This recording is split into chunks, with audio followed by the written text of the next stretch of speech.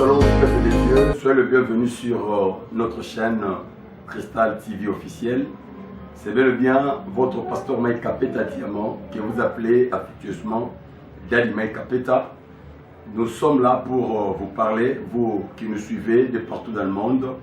Je sais que ce soir, en ce moment, il y a quelque chose de particulier que le Seigneur veut vous transmettre. Vous êtes les bienvenus encore une fois sur notre chaîne Crystal TV officielle. Vraiment, ne zappez pas, suivez jusqu'à la fin parce qu'il y a un message très important que le Seigneur vous réserve encore en ce jour.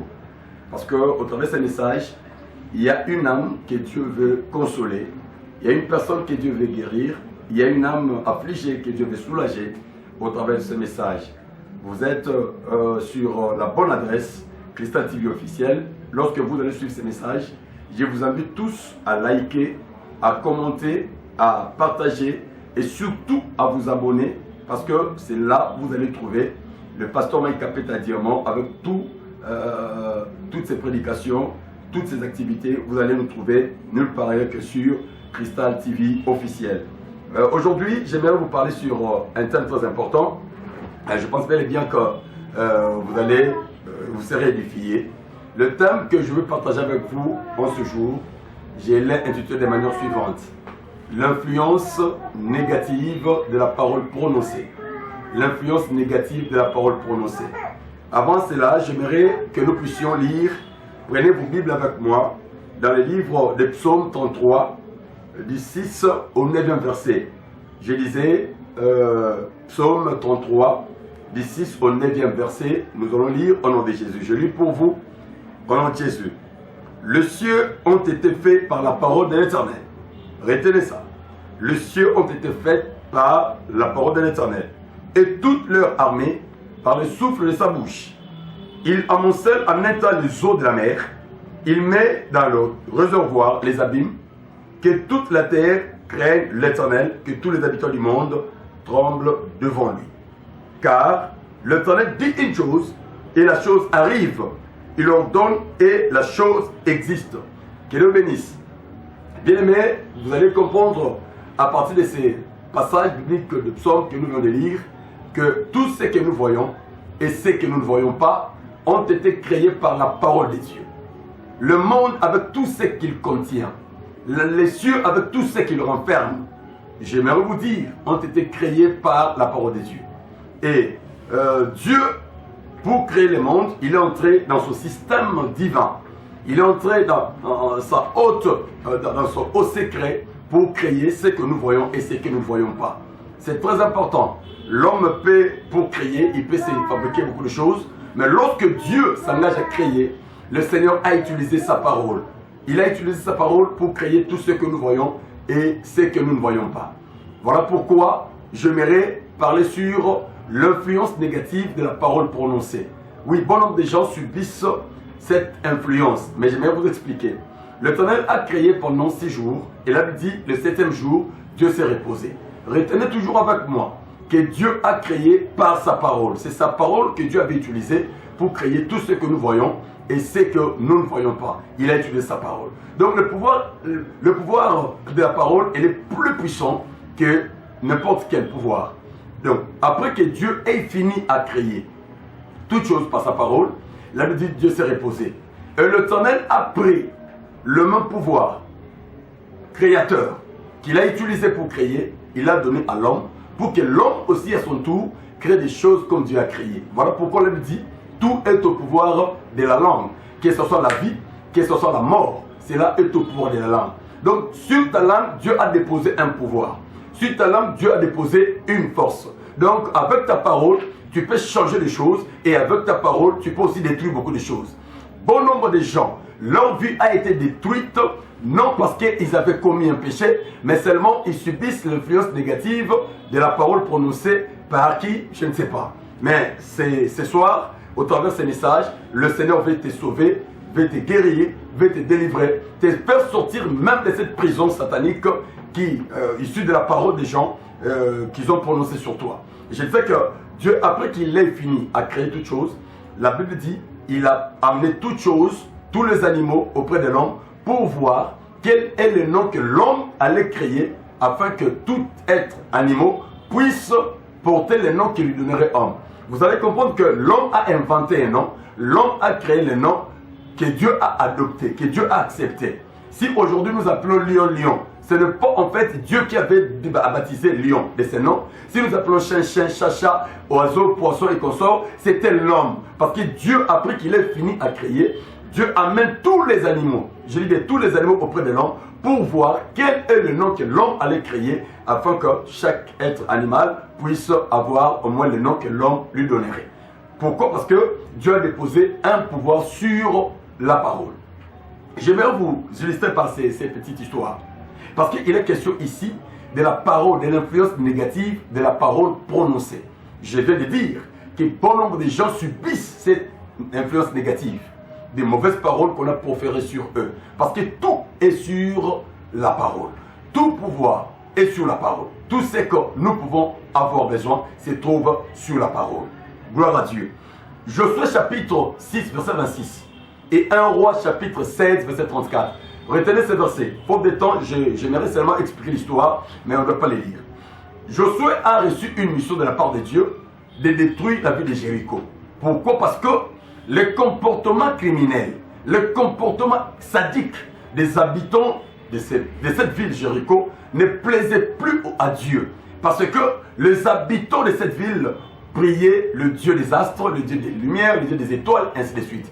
D'autant plus que notre Dieu, son nom ne peut jamais être concurremment utilisé avec un autre nom, parce que c'est un Dieu jaloux. Il est le seul à être le créateur absolu de toutes choses.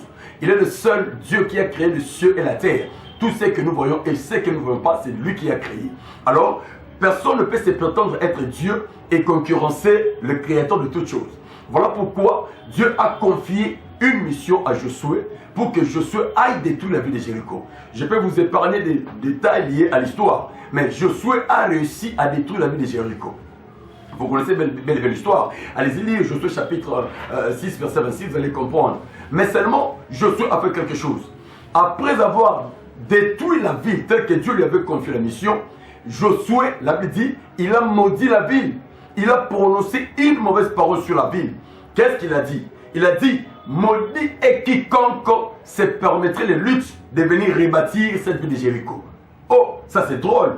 Alors que la mission qui lui avait été confiée, c'était de détruire simplement. Mais lui, après avoir détruit la ville, Josué a maudit la ville.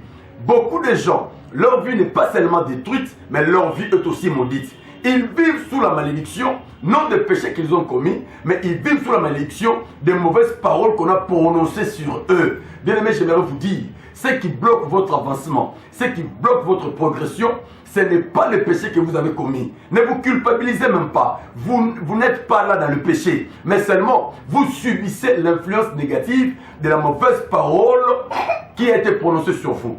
Parce que la parole incarne un pouvoir, soit de bénir, soit de maudire. Et tout dépend de la personne qui a prononcé cette parole sur vous. Donc c'est très important. Dans le livre de Matthieu chapitre 15, verset 13, Jésus-Christ a dit, toute plante, toute sémence que mon Père Céleste n'a pas sémée, sera déracinée. Ça c'est une vérité. Donc tout ce que Dieu n'a pas sémé. Oui, c'est pourquoi j'aimerais t'annoncer la bonne nouvelle. Malgré que tu subis des lois, ici des mauvaises paroles, tu subis des malédictions, à cause des mauvais propos des gens, des mauvaises paroles qu'on a proférées sur toi, tu as mis dans des restrictions, tu ne peux pas avancer, tu ne peux pas aller de l'avant. Lorsque tu commences un projet, tu te verras toujours à terre. Alors que les gens avec qui tu as fait les mêmes projets ont déjà évolué, ils sont allés plus loin. Mais toi, tu n'évolues pas à cause de cette parole qui te bloque. Cette parole qui te retient toujours en arrière. À chaque fois que tu poses un pas vers l'avant, tu verras que cette parole te fait reculer à 10 pas en arrière. Mais écoute la bonne nouvelle. Tu es béni parce que tes oreilles écoutent ces messages. Écoute la bonne nouvelle. La bonne nouvelle est que toute mauvaise parole, je remplace les mots sémence par la parole. Toute mauvaise parole que Dieu n'a pas sémée dans ta vie, ce soir, j'insiste et je déclare que j'ai la déracine au nom de Jésus-Christ. Je t'interdis de subir le mauvais sort issu des mauvaises paroles des gens. Nzambalola aselo bolam. Josué a maudit la ville. Il a maudit la ville. En fait, la malédiction c'est quoi? La malédiction c'est une mauvaise parole prononcée sur quelqu'un dans l'intention de détruire sa vie. Idem aussi pour la bénédiction. La bénédiction, c'est une bonne parole qu'on prononce sur la personne pour le voir s'épanouir. Vous savez, lorsque la Bible dit Abraham a béni Isaac, ce n'était pas des comptes en banque qu'Abraham avait donné à Isaac, ce n'était pas des maisons, des véhicules. Non, Jacob aussi a béni les 12 fils. Ce n'était pas des comptes en banque, ce n'était pas des maisons, mais c'était plutôt une parole. Mais cette fois-là, c'était la bonne parole qu'Abraham avait prononcée sur Isaac. Et cette parole a eu des effets. Idem aussi pour Jacob sur ses enfants. Il a prononcé des paroles. C'est pourquoi je t'interdis, toi qui me suis, qui suis cette émission sur Cristal TV, je t'interdis, ne permets à personne, qui qu'il peut être, de prononcer une mauvaise parole sur toi. Parce qu'on peut se connaître fortement le visage et le nom, mais le cœur, il n'y a que Dieu qui connaît. Donc c'est pourquoi tu ne peux pas accepter à ce qu'à n'importe qui, même si c'est ton père, même si c'est ta mère, même si c'est ton mari, ta femme, je ne sais pas qui, ne lui permets pas qu'il prononce une parole négative sur toi. Parce que toute parole qu'on prononce sur toi engage l'esprit. Est-ce que tu peux me dire là où tu es? Toute parole négative qu'on prononce sur ta vie engage l'esprit. Lorsque Josué en fait a béni, a maudit Jéricho, c'était un esprit que Josué avait engagé. Oui, tout esprit, l'esprit, je voulais dire, l'esprit accompagne toute parole prononcée pour assurer l'effectivité de son accomplissement. Vous comprenez? Donc ce que tu vis aujourd'hui, tu ne vis pas les conséquences de péché que tu as commis. Non. Tu ne vis pas les conséquences de péché ni encore de tes parents. Non. Mais seulement, tu es victime des mauvaises paroles qu'on a prononcées sur toi. Tu subis cette influence. Le fait de la mauvaise parole prononcée, c'est celle qui te fait souffrir. Aussi longtemps que tu n'est pas déraciné, bien aimé, tu ne verras pas un avenir florissant. Mais ce que Dieu veut est que toi, tu t'épanouisses. Il a dit dans le livre de 3 Jean 2 que je souhaite que tu prospères à tous égards et que tu sois en bonne santé, comme prospère l'état de ton âme. Moi, je crois en toi. Malgré ce qu'on a proféré sur toi, la parole de Dieu est venue te racheter encore. La parole de Dieu est venue pour que tu sortes de cette prison, cet emprisonnement satanique lié de la mauvaise parole qu'on a prononcée sur toi. Le Ranza Beye pour être émission na kati ya botutuana, na kati ya malédiction, outi na kati ya maloba mabe ya bato. Je sois dans quelle ville mabe? Vous allez voir que la ville de Jéricho est restée longtemps maudite. Il fallait que plusieurs siècles passés que Jésus vienne pour que la ville soit sanctifiée, pour que la ville soit bénie encore. Vous voyez un peu ça. Mais écoutez, lorsque Josué a béni la ville, 300 ans plus tard, Josué n'était plus en vie. Josué était déjà mort. Écoutez, Josué était déjà mort. Josué s'accoufa depuis Kala. Mais seulement, la parole qu'il avait prononcée, Ekoufa quitté. Voilà. La personne qui a mal parlé sur toi, la personne qui a maudit ta vie, en utilisant des mauvaises paroles, des mauvais propos. La personne peut être morte. Ok? Mais seulement, la parole qu'il a prononcée ne meurt jamais. Il n'y a qu'une seule chose qui peut détruire la mauvaise parole prononcée. C'est la parole de Dieu et la prière. C'est très important. Alors, plusieurs années plus tard, donc 3 siècles après, 300 ans plus tard, un homme du nom de Yael de Bethel, là je suis dans 1 Roi chapitre 7, verset 34. Un homme du nom de Yael de Bethel, cet homme s'est permis le luxe de pouvoir rebâtir encore la ville de Jéricho. Alors que Josué avait dit à son temps que toute personne qui viendra rebâtir cette ville de Jéricho, il en posera les fondements par le prix de son fils. C'est lui qui va poser les fondements. Son fils va mourir. Oh, allez-y comprendre la mauvaise parole qui pèse sur toi. Donc il va ce qui est comme il a noté. Oh, comment on a voulu l'embêter. Oh, comment on a beau quel que soit ce que tu fais, parce que ça va te mettre dans des restrictions, ça va te soumettre dans des lois, ça va te soumettre dans des choses impossibles. Voilà, tu fournis beaucoup d'efforts pour gagner, tu ne gagnes pas. Tu déploies tant d'énergie, tant de sueur pour gagner, mais au retour, donc le sacrifice n'est pas conforme au rendement. Le rendement est minime par rapport au sacrifice enduré. Qu'est-ce qui bloque encore? C'est la mauvaise parole qu'on a prononcée sur toi. Donc Josué était déjà mort.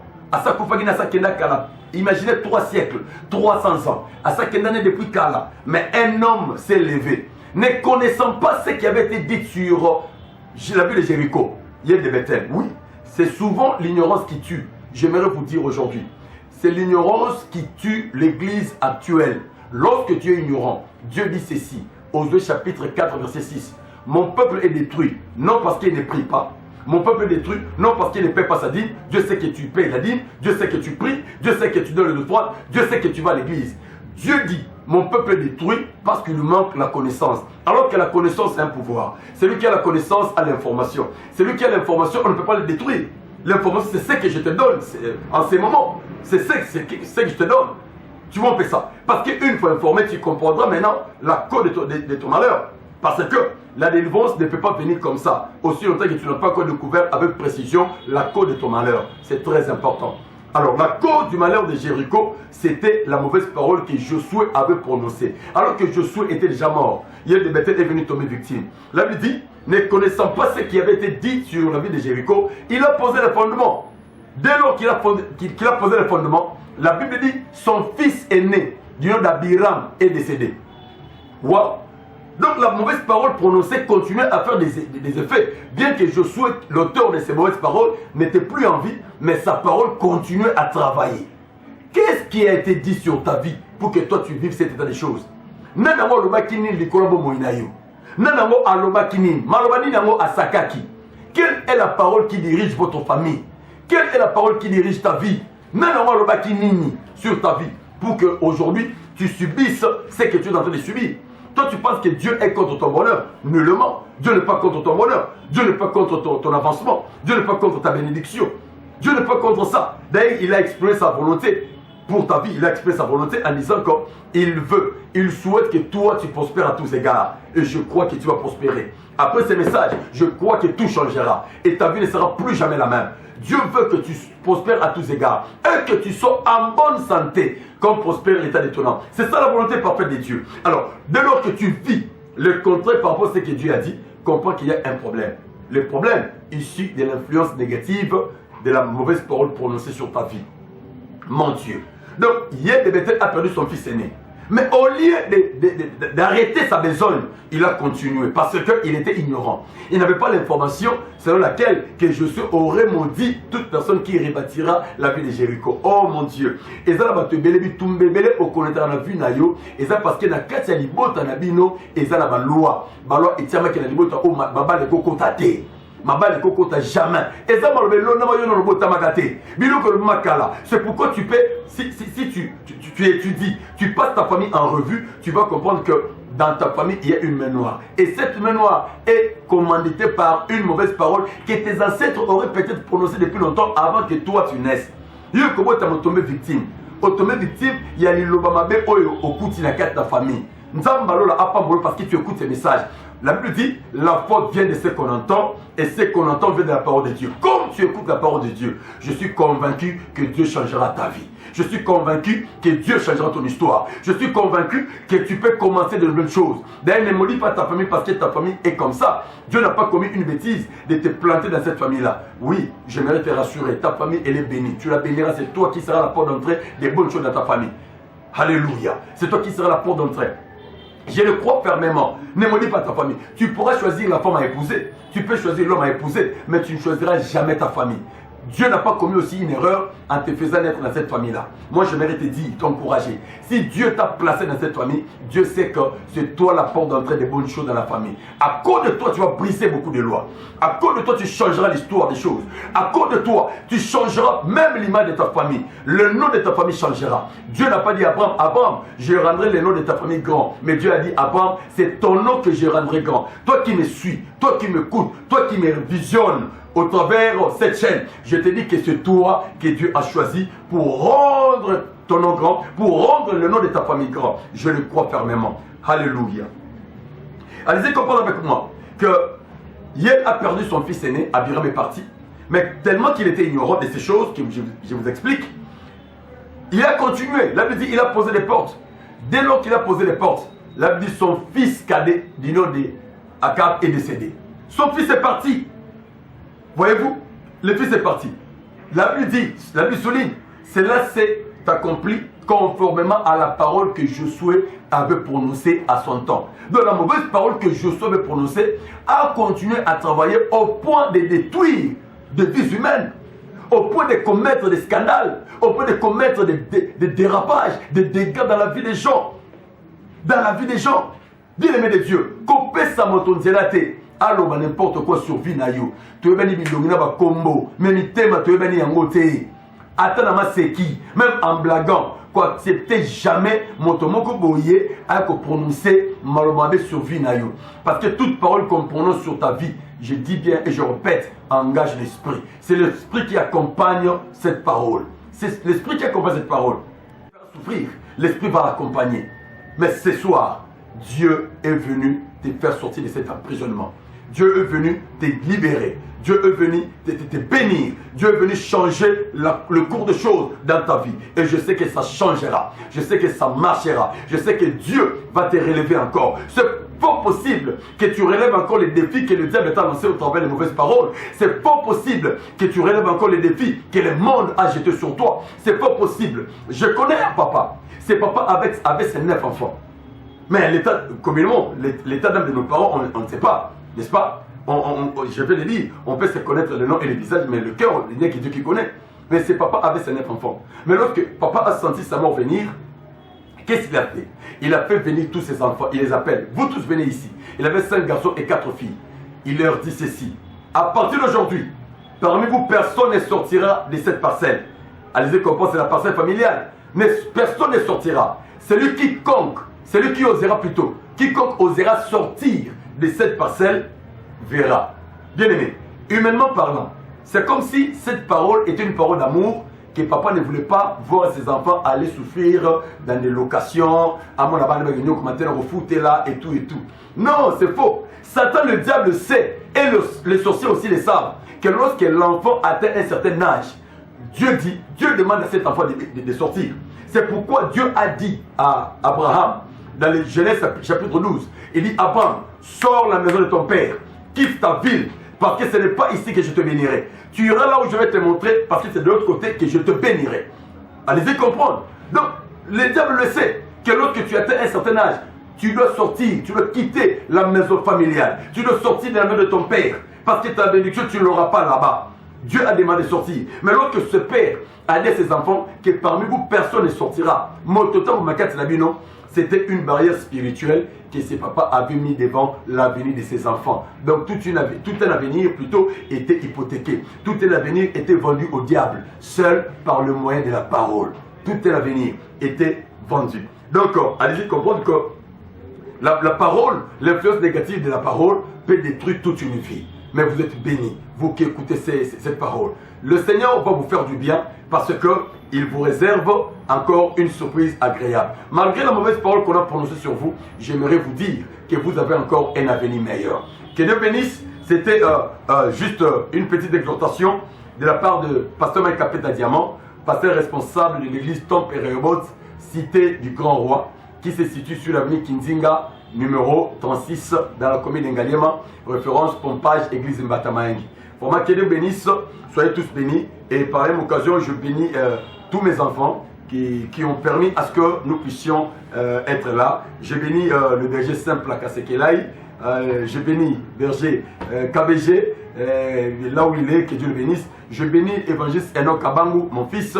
Je bénis mon fils évangéliste Michel Kabasele. Je bénis encore berger Emani Kapinga. Je bénis bergère Sylvie Mujinga, maman Yolande Tumba. Que Dieu vous bénisse partout où vous êtes dans le monde. Que Dieu bénisse encore ma charmante épouse là où elle est en Europe. Maman Nancy, sois bénie là où tu es. Je t'aime beaucoup. Que Dieu te rassure encore, te garantisse encore la bonne vie, la meilleure vie. Je sais que bientôt nous allons nous voir. Et bisous à tous mes enfants, sans oublier ma fille Esther. Que Dieu vous bénisse. C'était le vôtre, pasteur Mike Kapeta Diamant. Le numéro de contact c'est 0 plus 243 99 49 081 plus 243 99 49 49 081. Soyez bénis et à très bientôt. Que Dieu vous bénisse. Ciao.